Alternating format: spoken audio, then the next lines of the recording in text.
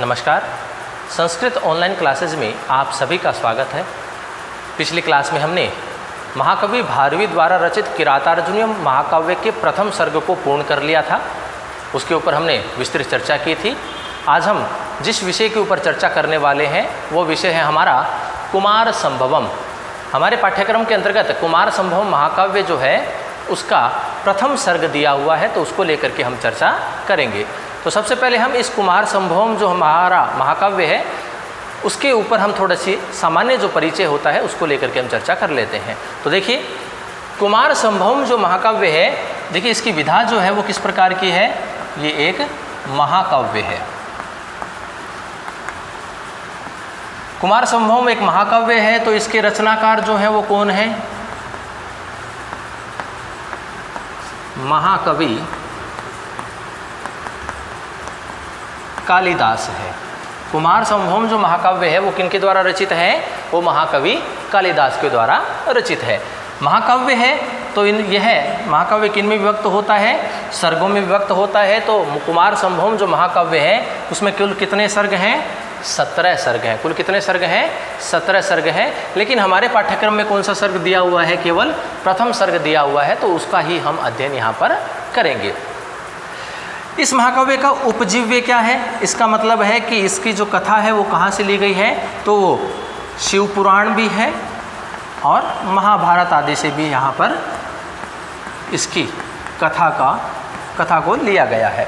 जिसका उपजीव्य हुआ शिव पुराण या फिर महाभारत जो है यहाँ से लिया गया है। कुमार संभवम महाकाव्य का जो प्रथम सर्ग है इसके अंतर्गत दो मुख्य बातें हैं और उन दो मुख्य बातों के ऊपर हम चर्चा करेंगे। तो दो मुख्य बातें जो हैं वो कौन कौन सी हैं। पहली बात तो जो है वो है हिमालय वर्णन। देखिए, छोटा प्रश्न ये बनता है कि कुमार संभवम जो महाकाव्य है उसका प्रारंभ किस घटना से या किससे होता है, तो वो होता है हिमालय वर्णन से प्रारंभ होता है। और दूसरी जो मुख्य बात है वह है पार्वती सौंदर्य वर्णन।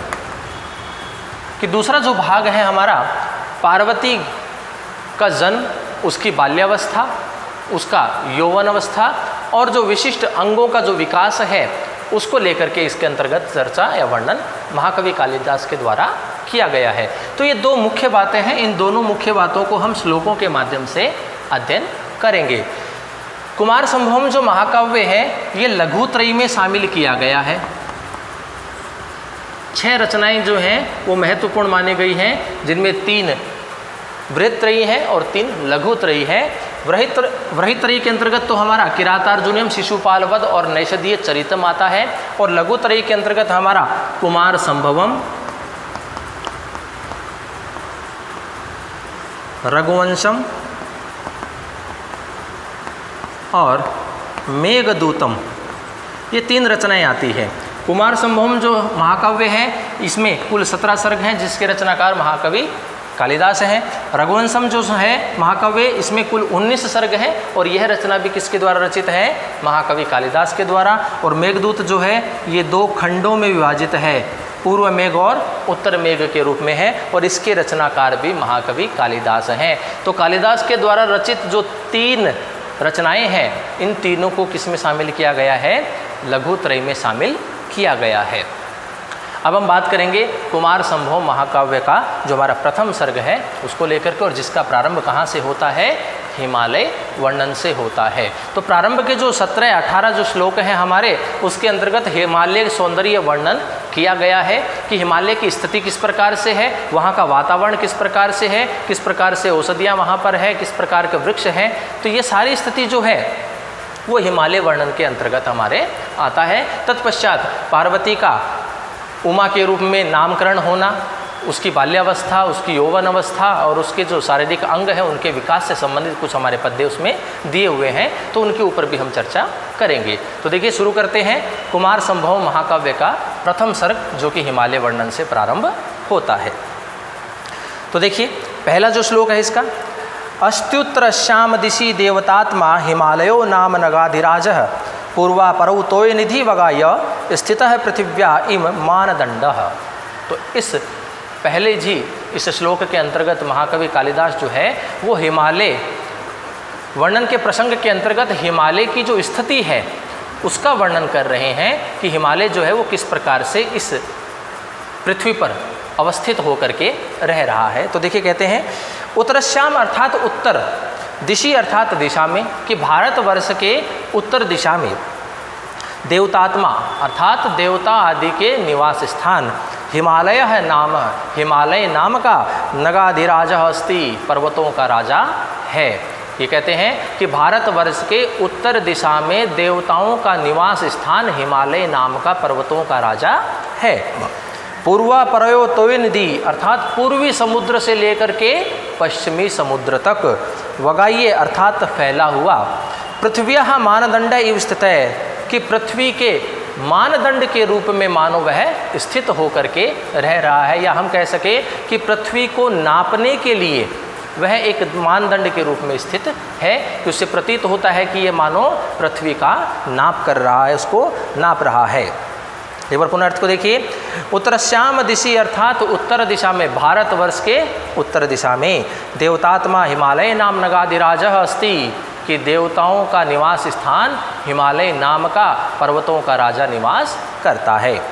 पूर्वा परौ तोय निधि अर्थात पूर्वी समुद्र से लेकर के पश्चिमी समुद्र तक, वगाय अर्थात फैले हुए, पृथ्व्याः मानदंड इव स्थित है, कि पृथ्वी की लंबाई नापने के मानदंड के रूप में यह मानो स्थित होकर के रहता है। तो इसी का वर्णन इस पद्य के अंतर्गत महाकवि कालिदास ने किया है, जहाँ हिमालय वर्णन के प्रसंग के अंतर्गत हिमालय की जो वास्तविक स्थिति है उस स्थिति का वर्णन यहाँ इस पद्य में महाकवि कालिदास ने किया है। अगला पद्य देखिए, यम सर्वे शैलाः परिकल्पयः वत्सम मेरौ स्थिते दोग्धरी दोह दक्षे भाषवंती रत्नानि महोषधीश्च पृथुपदिष्टाम दुदुहु धरित्रीम। अब यहाँ इस पद्य के अंतर्गत महाकवि कालिदास जो हैं वो हिमालय वर्णन के प्रसंग के अंतर्गत ही हिमालय को गोवत्स मान करके, सुमेरु पर्वत को दोग्धा मान करके और इस पृथ्वी को गोरूप धारिणी मान करके इससे अनेक प्रकार के रत्न और औषधियों को प्राप्त किया जाता है। तो इसी का वर्णन इस पद्य में महाकवि कालिदास कर रहे हैं। तो देखिए कहते हैं, सर्वशैलाः अर्थात समस्त पर्वतों ने, शैला अर्थात पर्वतों ने, समस्त पर्वतों ने, यम अर्थात जिसको से तात्पर्य है उस हिमालय पर्वत को, वत्सम अर्थात गोवत्स मान करके, परिकल्पे अर्थात मान करके, दोहद दक्षे मेरु दोग्धरी और दोहन क्रिया में निपुण सुमेरु पर्वत को दोग्धा मान करके, पृथुपदिष्टा और पृथु महाराज के उपदेश के अनुसार, धरित्रीम अर्थात इस गोरूप धारिणी पृथ्वी से, रत्नानि अर्थात अनेक प्रकार के बहुमूल्य रत्न एवं महोषधीश्च और अनेक प्रकार की औषधियों को दुदु है अर्थात दोहन किया अर्थात प्राप्त किया। तो यहाँ पर हिमालय पर्वत जो है उसको गोवत्स के रूप में माना जा रहा है, सुमेरु पर्वत को दोग्धा के रूप में स्वीकार किया जा रहा है और इस पृथ्वी को गोरूप धारिणी के रूप में स्वीकार किया जा रहा है। और इस पृथ्वी से इन समस्त पर्वतों के द्वारा अनेक प्रकार के रत्न और अनेक प्रकार की औषधियों को प्राप्त किया जा रहा है, उसका दोहन किया जा रहा है। एक बार पुनः इसको देखेंगे, सर्वशैला अर्थात समस्त पर्वतों ने, पृथुपदिष्टा अर्थात राजा पृथु के उपदेश से, उनके अनुसार, यम अर्थात जिस हिमालय पर्वत को, वत्सम अर्थात परिकल्प्य, वत्सम परिकल्प्य अर्थात गोवत्स रूप में स्वीकार करके, मान करके, दोह दक्ष अर्थात दोहन क्रिया में निपुण, मेरु अर्थात सुमेरु पर्वत को दोग्धरी अर्थात दोग्धा मान करके, धरित्रीम भाषवंती अर्थात इस पृथ्वी को गोरूप धारिणी मान करके, रत्नानि अर्थात अनेक प्रकार के बहुमूल्य रत्नों को, महोषधीश्च और अनेक प्रकार की औषधियों का, दुदुहु अर्थात दोहन किया अर्थात उनसे वह प्राप्त किया। तो इसी का वर्णन इस पद्य में महाकवि कालिदास ने किया है। अगला पद्य देखिए, अनंत रत्न प्रभस्य यश्च हिमं न सौभाग्य विलोपी जातम एको ही दोषो गुण सन्निपाते निमज्जतिंदो किरणेषु इव अंकः। अब यहाँ इस पद्य के अंतर्गत महाकवि कालिदास जो है हिमालय वर्णन के प्रसंग के अंतर्गत ही जो हिम होता है अर्थात जो बर्फ होती है वह हिमालय की शोभा को नष्ट नहीं कर पा रही है, फिर भी वह जो हिमालय पर्वत है अत्यधिक ही सौंदर्यता को प्राप्त किए हुए है। तो इसी का वर्णन इस पद्य में महाकवि कालिदास कर रहे हैं। तो देखिए कहते हैं अनंत रत्न प्रभवश्य, अर्थात अनेक प्रकार के रत्नों को उत्पन्न करने वाला, यस्य अर्थात उस हिमालय पर्वत के, हिमम अर्थात बर्फ ने, सौभाग्य विलोपी न जातम अर्थात उसकी सौंदर्यता को नष्ट नहीं किया। कि अनेक प्रकार के रत्नों को उत्पन्न करने वाले उस हिमालय की सुंदरता को या सौंदर्यता को बर्फ जो है वो नष्ट नहीं कर सकी है। ही क्योंकि एक है दोष है गुण सन्निपाते, कि अर्थात गुणों के समूह में एक दोष जो होता है वह इंदु किरणोषु, चंद्रमा की किरणों में, अंक इव उस कलंक के समान, निमज्जति छिप जाता है अर्थात नष्ट हो जाता है। तो यहाँ महाकवि कालिदास कह रहे हैं कि हिमालय पर्वत जो है अनेक प्रकार के रत्नों को उत्पन्न करने वाला है, और जो बर्फ़ होती है हिमालय पर्वत के ऊपर बर्फ़ जमी रहती है, तो इसकी वजह से उस हिम ने उस हिमालय पर्वत की सौंदर्यता को नष्ट नहीं किया, अर्थात वह हिम से आच्छादित होने के पश्चात भी अपनी सौंदर्यता को बनाए रखे हुए है। तो महाकवि कालिदास आगे कहते हैं कि गुणों के समूह में एक दोष जो होता है वह उसी प्रकार से नष्ट हो जाता है जिस प्रकार से चंद्रमा की अनेक किरणों के अंतर्गत उसका कलंक रूपी जो दोष होता है वह छिप जाता है। तो वह कलंक जो होता है वह उस चंद्रमा का दोष न होकर के वह गुण रूप में ही परिणत हो जाता है। तो यहाँ इसी का वर्णन इस पद्य में महाकवि कालिदास ने किया है। तो यहाँ पर हिमालय वर्णन के अंतर्गत जो हिमालय की जो शोभा है, जो सौंदर्यता है, उसी का वर्णन इस पद्य में महाकवि कालिदास ने किया है। अगला पद्य देखिए, यश्चाप्सरो विभ्रमंडनानां संपादयित्रीं शिखरैर्विभर्ति बलाहकश्छेद विभक्त रागा मकाल संध्यामि उधातु मत्ताम। अब यहाँ इस पद्य के अंतर्गत महाकवि कालिदास जो हैं वो हिमालय वर्णन के प्रसंग के अंतर्गत जो गेरू रंग की जो धातु आदि है उसकी जो शोभा है वह हिमालय की शोभा को बढ़ा ही रहा है। जो गेरू रंग जो धातु आदि है वह हिमालय की शोभा को बढ़ाता ही है। तो इसी का वर्णन इस पद्य में महाकवि कालिदास कर रहे हैं। तो देखिए कहते हैं यह अर्थात जो अर्थात वह हिमालय पर्वत, अप्सरा विभ्रम मंडना नाम अर्थात जो अप्सराएं आदि हैं उनके विलास प्रसाधनों को संपादयत्रीम अर्थात संपादन करने वाली, बलाकश्छेद विभक्ता रागाम और बादलों के अर्थात मेघों के खंडों को अपनी लालिमा से संक्रमण करने वाली, धातु मताम अर्थात गेरुक धातु की संपदा जो है वह अकाल संध्याम अर्थात असमय में प्राप्त हुई संध्या के समान शिखरई विभर्ती अर्थात वह शिखरों को धारण करता है। तो यहाँ स्थिति ये है कि हिमालय पर्वत पर अनेक प्रकार की औषधियाँ प्राप्त होती हैं, तो गेरुक रंग की जो धातु आदि है वह भी उस हिमालय पर प्राप्त हो रही है।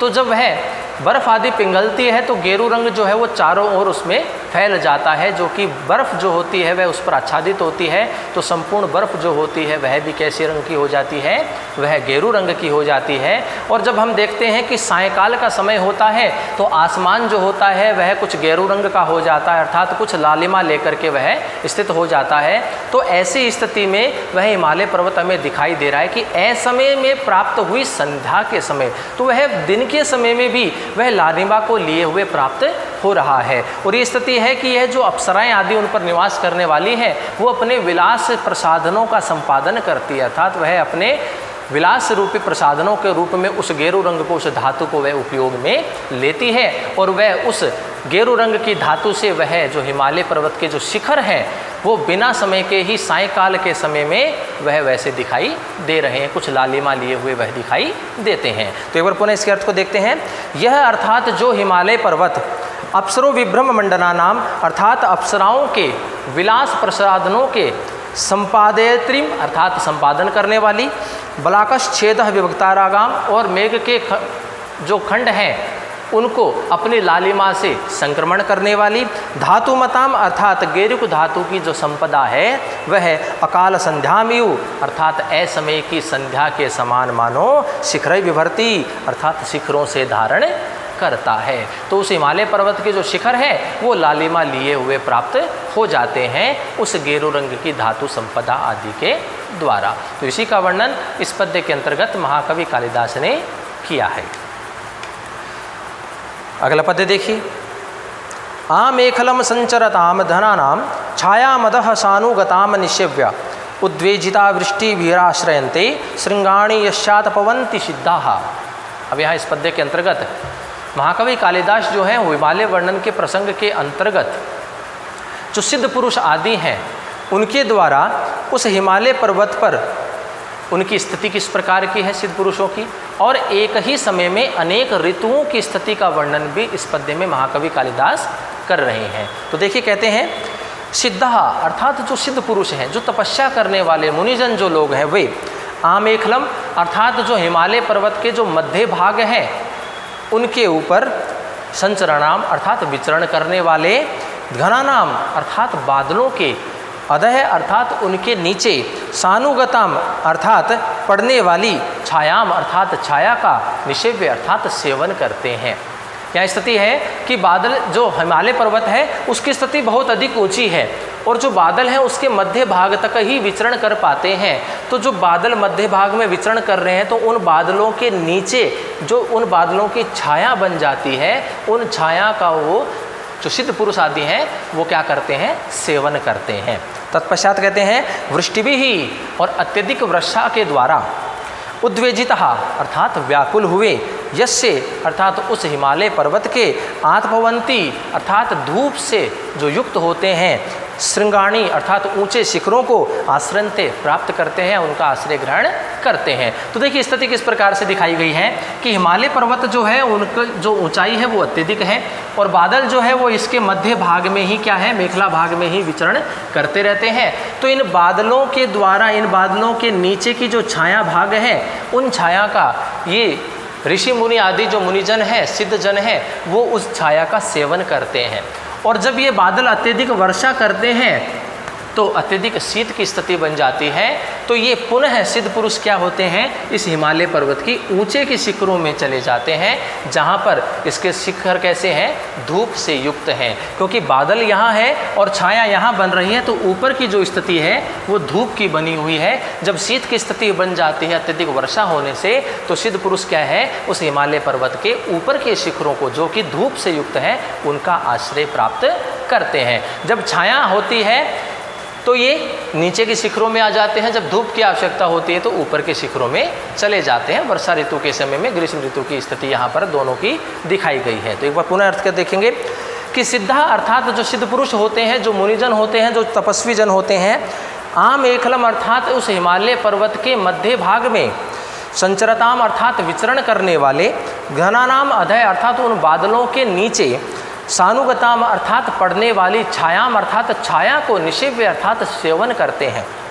वृष्टि भी और अत्यधिक वर्षा होने पर उद्वेजिता अर्थात व्याकुल होकर के, यश्य अर्थात उस हिमालय पर्वत के, आत्मवंती अर्थात धूप से युक्त, श्रृंगाणी अर्थात ऊंचे शिखरों का, आश्रयन्ते आश्रय प्राप्त करते हैं या ऊपर के शिखरों को वो चले जाते हैं। तो इसी का सुंदर वर्णन इस पद्य में महाकवि कालिदास ने किया है।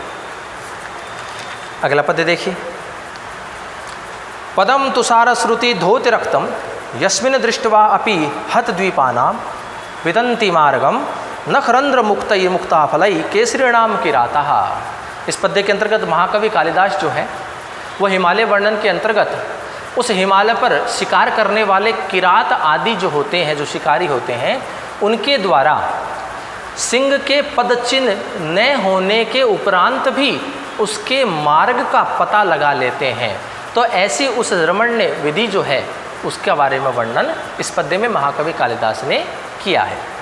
तो देखिए कहते हैं यस्मिन अर्थात उस हिमालय पर्वत पर, किरातः अर्थात जो किरात होते हैं, जो शिकारी होते हैं, जो सिंह आदि का शिकार करते हैं, उनका तुषार श्रुति धोत रक्तम अर्थात बर्फ के द्वारा पिघलने से, बर्फ क्योंकि हिमालय के ऊपर बर्फ जो है आच्छादित है और उस बर्फ के पिघल जाने से धोत रक्तम अर्थात जो रक्त होता है वह धुल जाता है।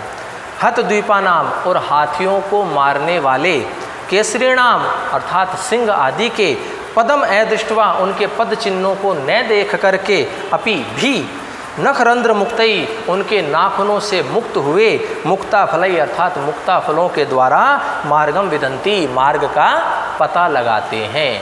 तो यहाँ पर स्थिति है कि हिमालय पर्वत जो है वो पूरी तरह से बर्फ़ से आच्छादित है और हिमालय पर्वत पर अनेक शिकारी जो हैं वो शिकार करने के लिए रहते हैं, जिन्हें हम किरात आदि कहते हैं।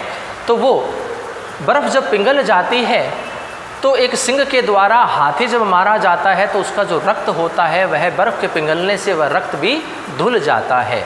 तो इससे सिंह के जो पद चिन्ह हैं उनको पता नहीं लगाया जा सकता कि वो किस तरफ किस दिशा की ओर वह गया है, लेकिन जो किरात आदि होते हैं वो उनके नाखूनों से गिरे हुए मुक्ता फलों के माध्यम से उन सिंह आदि के जो मार्ग होता है उनका पता लगा लेते हैं। तो एक बार देखिए पुनः अर्थ को। यस्मिन अर्थात उस हिमालय पर्वत पर किराता अर्थात शिकार करने वाले किरात आदि तुषार श्रुति अर्थात बर्फ के पिघल जाने से धौत रक्तम अर्थात रक्त के धुल जाने पर हत द्वीपानाम केसरिणाम अर्थात हाथियों के मारने वाले सिंहों के पदम अदृष्ट्वा उनके पैरों के निशान को न देखकर अपि भी नखरंध्र मुक्तई अर्थात उनके नाखूनों के रंध्रों से मुक्त हुए गिरे हुए मुक्ता फलई अर्थात मुक्ता फलों के द्वारा अर्थात टुकड़ों के द्वारा मार्गम अर्थात मार्ग का विदंती अर्थात पता लगा लेते हैं। तो यहाँ पर हिमालय पर्वत के ऊपर किरात आदियों के द्वारा जो सिंह के पद चिन्हों की पता करने की जो विधि है उस विधि का सुंदर वर्णन इस पद्य में महाकवि कालिदास ने किया है। अगला पद्य देखिए। निस्ताक्षरा धातु रसेन यत्र भुर्जत्वचः कुंजर बिंदु शोणः व्रजंति विद्याधर सुंदरीणाम मनंग लेख क्रियोपयोगम। अब यहाँ इस पद्य के अंतर्गत महाकवि कालिदास जो है वो हिमालय वर्णन प्रसंग के अंतर्गत ही उस हिमालय पर पाए जाने वाले भुजपत्र का जो प्रयोग है, जो वहाँ की विद्याधर कन्याएं हैं वो अपने प्रेम पत्र लिखने के रूप में काम में लेती हैं। तो इसी का सुंदर वर्णन जो है वो महाकवि कालिदास इस पद्य में कर रहे हैं। तो देखिए कालिदास कहते हैं कि यत्र अर्थात जहाँ, जहाँ अर्थात उस हिमालय पर्वत पर जहाँ धातु रसेन अर्थात धातु रस के द्वारा अर्थात जो गेरू रंग की जो धातु है सिंदूर आदि जो है उसके द्वारा नेस्ताक्षर अर्थात लिखित रूप में लिखने के लिए आकार बना करके कुंजर बिंदु सोना अर्थात जो गज बिंदु होते हैं उसके समान जो लाल रंग होता है वह भुज त्वचा अर्थात भुर्ज वृक्ष का जो पत्ता होता है उसका विद्याधर सुंदरीणाम अर्थात विद्याधरों की जो सुंदरियाँ होती है, जो तपस्वी आदि होती है, वहाँ उनकी जो पत्नियाँ होती है, जो उनकी सेविकाएँ आदि होती है, उनके द्वारा अनंग लेख क्रिया अर्थात अपने प्रेम पत्र को लिखने के लिए उपयोगम व्रजंती उसका उपयोग करती हैं। तो यहाँ पर महाकवि कालिदास जो हैं वो हिमालय पर पाए जाने वाले भुज वृक्ष का जो पत्ता है जो कि लालिमा को लिए हुए रहता है उस पत्ते को विद्याधर की कन्याएं अपना प्रेम पत्र लिखने के लिए काम में लेती हैं। तो इसका सुंदर वर्णन जो है वो इस पद्य में महाकवि कालिदास कर रहे हैं। एक बार पुनः इसको अर्थ को देखते हैं कि यत्र अर्थात जहाँ पर धातु रसेन अर्थात सिंदूर आदि या गेरू रंग आदि धातु के द्वारा नेस्ताक्षर आकार बना करके लिख करके कुंजर बिंदु सोना अर्थात गज बिंदु के समान लाल वर्ण वाले भुर्ज त्वच है अर्थात भुर्ज के पत्ते का विद्याधर सुंदरीणाम अर्थात विद्याधर की सुंदरियाँ अनंग लेख क्रिया अर्थात अपना प्रेम पत्र लिखने के लिए उपयोगम व्रजंती उपयोग में लाती है। अर्थात उस भुज पत्र का जो कि लालिमा को लिए हुए प्राप्त है उसका अपना प्रेम पत्र लिखने के काम में वह उस पत्ते को लेती हैं। तो इसी का सुंदर वर्णन इस पद्य में महाकवि कालिदास ने किया है। अगला पद्य देखिए। यह पूर्यन कीचक रंध्र भागान दरी मुखोत्थेन समीरणेन उद्गाश्यतामिच्छति किन्नराणाम तान प्रदायित्वम इव उपगंतुम। अब यहाँ इस पद्य के अंतर्गत महाकवि कालिदास जो हैं वो हिमालय वर्णन के प्रसंग के अंतर्गत ही हिमालय के ऊपर जो वायु होती है जब वह वायु बाँस के छिद्रों में प्रवेश करती है तो अनेक प्रकार की वह तान को दिए हुए सी लगती है कि मानो वह तान प्रदान करिए। जो उन पर रहने वाले जो किन्नर आदि है गायन करने वाले जो गायक होते हैं उनके गायन में मानो वह तान को दे रहे हैं। तो इसी का सुंदर वर्णन इस पद्य में महाकवि कालिदास कर रहे हैं। तो देखिए कहते हैं यह अर्थात जो अर्थात वह हिमालय पर्वत जो दरी मुखोत्थेन, दरी अर्थात कंदराएं, कंदराएं अर्थात जो गुफा होती है वह। दरी मुखोत्थेन अर्थात गुफाओं के मुख से निकलने वाली, उत्थेन अर्थात निकलने वाली या निकलने वाली वायु के द्वारा, या समीरेण अर्थात वायु के द्वारा। कीचक रंध्र भागान अर्थात जो बांस होते हैं उन बांस के छिद्रों को स्पर्श करके, पूरियन अर्थात उसमें प्रवेश करके, उद्गाश्याम किन्नराणाम अर्थात गायन करने वाले किन्नरों के गायन में, तान प्रदायित्व में उपगंतुम इच्छति, कि मानो वो तान को प्रदान करने की इच्छा प्रकट कर रहे हैं। कि यहाँ पर स्थिति है कि हिमालय वर्णन के ऊपर जो वायु होता है वह हिमालय की जो कंदराएं हैं, जो गहरी गुफाएं हैं, उनमें से जब वह वायु बाहर निकलती है और वह जब बांसों के अंदर, बांस का जो वृक्ष होता है उनके छिद्रों में जब वह प्रवेश करती है और जब प्रवेश करने के पश्चात अन्य छिद्रों से जब बाहर निकलती है वह वायु, तो वह मानो इस प्रकार से प्रतीत होती है कि मानो गायन करने वाले किन्नरों के गायन में वह वायु तान को प्रदान करने की इच्छा प्रकट कर रहा हो। तो इसी का सुंदर वर्णन इस पद्य में महाकवि कालिदास ने किया है। एक बार पुनः देखिए अर्थ को। यह अर्थात जो हिमालय पर्वत दरी मुखोत्थेन समीरेण अर्थात उसकी कंदराओं से और उसकी गुफाओं से बाहर निकलने वाली वायु के द्वारा, कीचक रंध्र भागान अर्थात बांस के वृक्ष के छिद्रों में को स्पर्श करके, पूरियन अर्थात उसमें प्रवेश करके, उद्गाश्यताम किन्नराणाम अर्थात गायन करने वाले किन्नरों के गायन में, तान प्रदायित्वमिव मानो तान को प्रदान करते हुए, उपगंतुम इच्छति मानो उसको अपनी इच्छा को वह प्रकट कर रहे हैं, वह मानो तान देने की इच्छा प्रकट कर रहे हैं। तो इसी का सुंदर वर्णन इस पद्य में महाकवि कालिदास ने किया है। अगला पद्य देखिए। कपोल कंडुः करिभिर विनेतुम विघट्टितानाम सरल दुर्माणाम यत्र श्रुत क्षीरतया प्रसूतः सानोनि गंधः सुरभि करोति। अब यहाँ इस पद्य के अंतर्गत महाकवि कालिदास जो हैं वह हिमालय वर्णन के प्रसंग के अंतर्गत ही हिमालय पर्वत पर पाए जाने वाले जो देवदारू वृक्ष हैं उनसे निकलने वाला जो दूध की गंध है, उस गंध से हिमालय के जो शिखर है वो अत्यधिक ही सुगंधित हो जाते हैं। इसी का सुंदर वर्णन इस पद्य में महाकवि कालिदास कर रहे हैं। तो देखिए कहते हैं, यत्र अर्थात जहाँ पर, जिस हिमालय पर्वत पर, करीबी ही अर्थात हाथियों के द्वारा, कपोल कंडू अर्थात अपने शरीर के पश्च भाग को खुजलाने के लिए, उसकी खुजली को मिटाने के लिए अर्थात अपने गंड स्थल की खुजली को, विनेतुम अर्थात दूर करने के लिए, विघटितानाम अर्थात रगड़े हुए, रगड़ने से, सरल द्रुमाणाम अर्थात जो देवदारू वृक्ष हैं उनके, श्रुत क्षीरतया निकलने वाले दूध के, प्रसूतम गंध अर्थात उत्पन्न हुई गंध से, शानुनी सुरभि करोति अर्थात उसके ऊंचे शिखर जो हैं वो अत्यधिक ही सुगंधित हो जाते हैं। तो यहाँ पर स्थिति का वर्णन इस प्रकार कर रहे हैं कि महाकवि कालिदास कि हिमालय जो पर्वत है उसके ऊपर अनेक प्रकार के देवदारू वृक्ष पाए जाते हैं और उससे निकलने वाला जो दूध होता है, जो रस होता है, वह अत्यधिक ही सुगंधित होता है।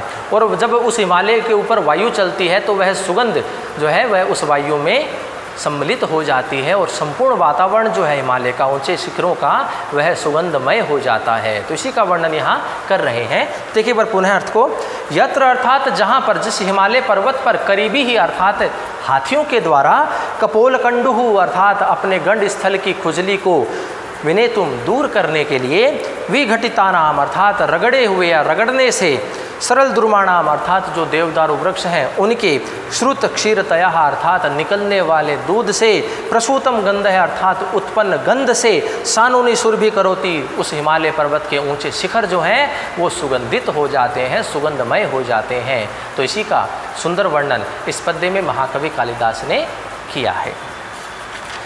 अगला पद्य देखिए। वनेचराणाम वनिता शखानाम दरी गृहोत संग निशक्त भाषय भवंती यत्रोषधयो रजनया मतैल पूरा सुरत प्रदीपः।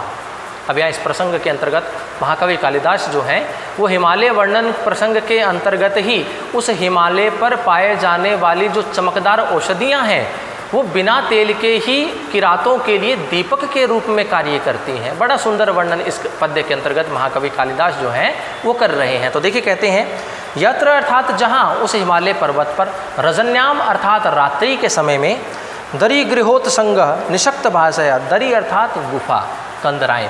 उस गुफा रूपी गृह में चमकने वाली औषधय है, अर्थात औषधियों के द्वारा या औषधियाँ वनिता सखानाम अपनी प्रियाओं के साथ रमण करने वाले वनेचराणाम अर्थात वनेचरों के लिए अतेल पुरहा अर्थात बिना तेल के सुरत प्रदीपा अर्थात दीपक भवंती बन जाते हैं। तो यहाँ कहने का भाव है कि रात्रि के समय हिमालय पर्वत के ऊपर जो चमकने वाली जो कुछ औषधियाँ हैं जो रात्रि के समय प्रकाश को उत्पन्न करती हैं, ऐसी वो चमकदार औषधियाँ उस हिमालय पर निवास करने वाले किरात आदि के द्वारा अपनी प्रियाओं के साथ रमण करते समय अर्थात संभोग के समय, मैथुन क्रिया के समय वो औषधियाँ बिना तेल के ही दीपक बन जाते हैं, अर्थात मंद मंद वो प्रकाश वहाँ पर फैलाते हैं। तो इसी का वर्णन यहाँ महाकवि कालिदास कर रहे हैं। एक बार पुनः इसके अर्थ को देखेंगे कि यत्र अर्थात जहाँ अर्थात उस हिमालय पर्वत पर रजन्याम अर्थात रात्रि के समय में दरिगृहोत संग निशक्त भासय अर्थात हिमालय रूपी गुफाओं से, हिमालय की गुफा रूपी ग्रहों से निकलने वाले प्रकाश से रूपी औषधीय अर्थात औषधियों के द्वारा या औषधियाँ वनिता सखानाम वनेचराणाम अर्थात अपन किरात आदि जो वनेचर आदि हैं उनके द्वारा अपनी प्रियाओं के साथ रमण करते समय अर्थात मैथुन क्रिया के समय अतेल पुरहा अर्थात बिना तेल के सुरत प्रदीपा भवंती वो औषधियाँ दीपक का काम करती हैं, दीपक बन जाते हैं। कि रात्रि में अनेक ऐसी औषधियाँ हैं जो हिमालय पर्वत पर जो रात्रि के समय में प्रकाश को उत्पन्न करती हैं, तो वे औषधियाँ जो होती हैं वो रात्रि के समय में उन वनेचरों के द्वारा जब अपनी प्रियाओं के साथ रमण किया जाता है, मैथुन क्रिया की जाती है, संभोग किया जाता है, तो उस स्थिति में वो औषधियाँ बिना तेल के ही दीपक का रूप ग्रहण कर लेती है। तो इसी का सुंदर वर्णन इस पद्य में महाकवि कालिदास ने किया है। तो इस प्रकार से आज हमने महाकवि कालिदास के द्वारा रचित कुमार संभवम महाकाव्य जो है उसका जो प्रथम सर्ग है उसकी कुछ सामान्य जानकारी, उसका सामान्य परिचय और श्लोकों के माध्यम से जो हमारा प्रथम मुख्य बिंदु है हिमालय सौंदर्य वर्णन, उसको लेकर के हमने चर्चा की। उससे संबंधित कुछ महत्वपूर्ण पद्यों को भी हमने पढ़ा। आगे के जो हमारे पद्य हैं उनको लेकर के चर्चा हम अगली कक्षाओं में करेंगे। तो आज की क्लास में इतना ही। धन्यवाद।